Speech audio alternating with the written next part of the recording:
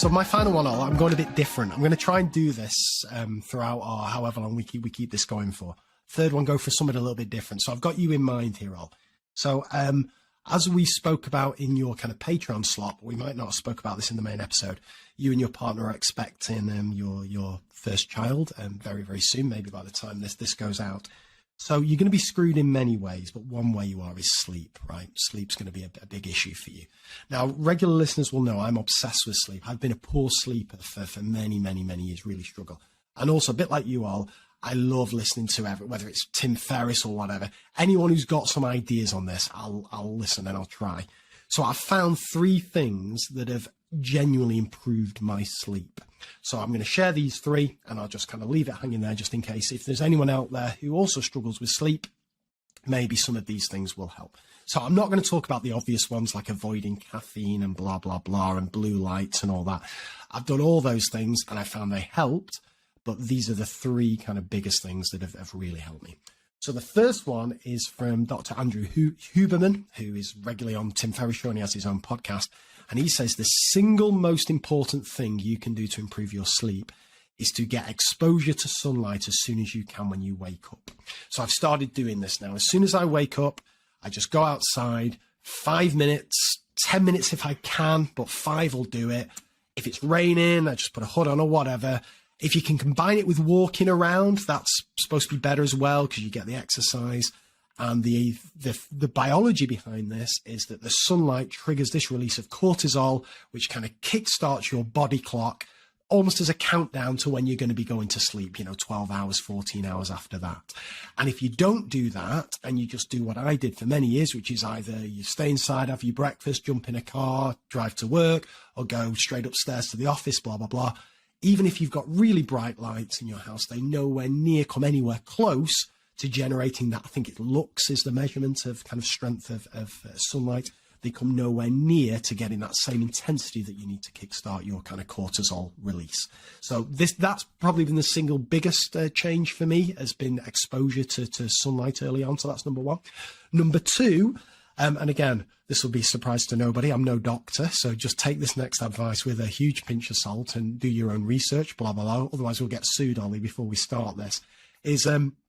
I'm popping a little bit of magnesium at night, a little magnesium supplement.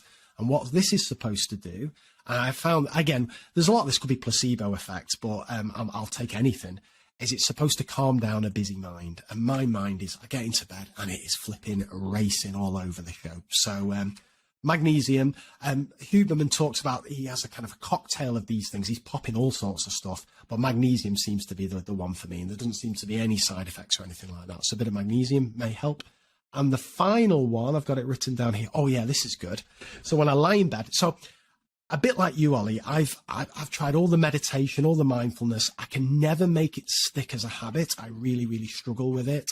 But the one thing I have managed to make a habit, because it's really easy, it's very low cost in terms of time and effort, is this 4-7-8 breathing. Are you onto this one? Have you heard of this one? 4-7-8. Right, this will be a life changer for you as well, Ollie, right? So 4-7-8 breathing is you breathe in through your nose for 4 seconds, and it's quite an intense kind of breathing in for 4 seconds. You then hold that breath for 7 seconds, and then you exhale out of your mouth for 8 seconds. And you repeat this cycle, and as a minimum, you probably want to do it 4 times. But again, that only takes like a minute, 90 seconds, something like that. As a maximum, they recommend about 8 times. You don't really want to go too far over that.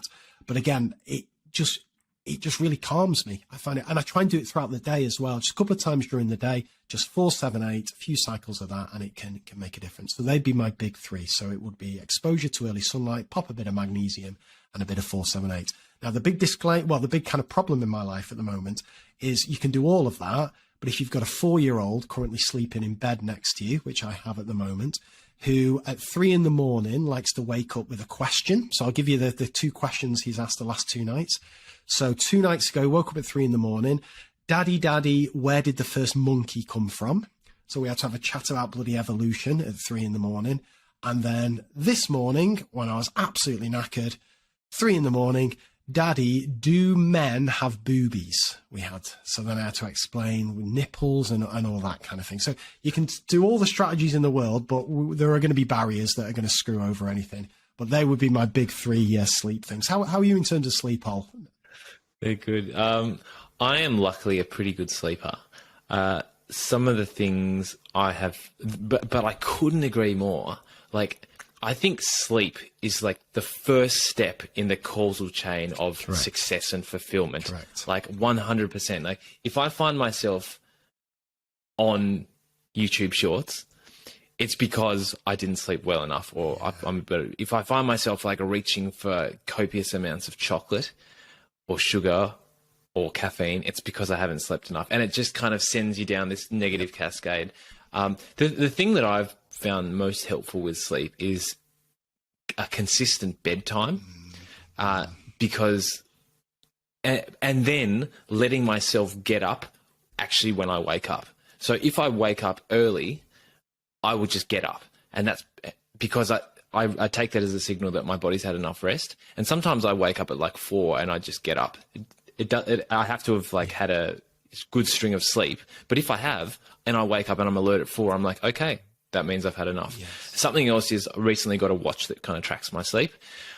And that's been really helpful as well, because I've kind of learnt that I need like about 6 hours and 40 minutes of sleep just by looking at averages over weeks and thinking about when I'm feeling well. And it means that I know if I'm kind of in a bit of sleep credit or a bit of sleep debt. And so that's just another little bit of data that helps me. But I have heard that for people who have big issues with sleep, often tracking your sleep like that is not the best idea, because people can get a bit obsessive about it. Question for you, Craig. It seems to me like the biggest factor influencing your sleep at the moment is whether or not there's a 4-year-old in your bed. Correct. I assume you've tried some strategies to remedy this challenge. This is a disaster. So for listeners, let me describe our sleeping situation at the moment. We're in an absolute disaster zone here, right? So we've got a 1-year-old and a 4-year-old. So the 1-year-old sleeps with Kate, his mum, at the moment in one room. Because he's very, very needy and stuff at night. He goes in a cot and it all just kicks off. So he's just in bed with Kate. We reached the decision that there's no point us kind of both being screwed over at night. So Kate takes the hit at the night, and then I'll pick up the pieces if Kate needs to go to bed and stuff in the morning. But that leaves Isaac. So Isaac is very good at going to sleep in his own bed. No problem at all in the world. But then 100% of the time, he will then get up during the night and come in, and it's a big faff. So option 1 there at 2 a.m. is you say, no, Isaac, let's go back into your own bed. And then he's crying, and then it's stressful, and then I have to sit next to him whilst he goes to sleep, and then I can't then get back to sleep, blah, blah, blah. Or option 2 is he just climbs into bed and goes to sleep. So being the weakling I am, I've taken option 2. Now, I know I'm setting myself up for trouble here because there's no way to break this cycle. There is absolutely no way. But what I'm telling myself is 2 things. 1, he's not going to be doing this when he's 18. So at some point he's going to stop. So let's hope it's not in 12 years' time. Let's hope it's a little bit sooner than that. And the other thing is, Kate's, because I get a bit stressed about this all, to be honest with you, because I think like other parents aren't doing this. They're sleeping in the bed, like the mum and dad together and the kids. So I think, what's wrong with us, blah, blah, blah. But then Kate sent me one of these corny things she found on Facebook, and I normally have no time for this. But it was something along the lines of, like, your time with your kids is so short, and there'll be a time in your life where you'd give anything to be sleeping next to your little boy or whatever. And if it means 3 a.m. we're having a chat about nipples and monkeys, I'll take it for now, because we're getting through. So I'm trying not to worry about it too much, but it is a bit of a disaster at the moment. Yeah. And are you finding in the day you're actually tired because of it, or is it like not that big of an issue? Miles better than now. I'm doing this where I'm not making a big thing about it. I'm just saying, he just comes now. He thinks he owns the show. He comes in with his bloody duvet, his pillow and everything, just crawls into bed, doesn't even say anything. Just so normal to him now. So now I'm doing that.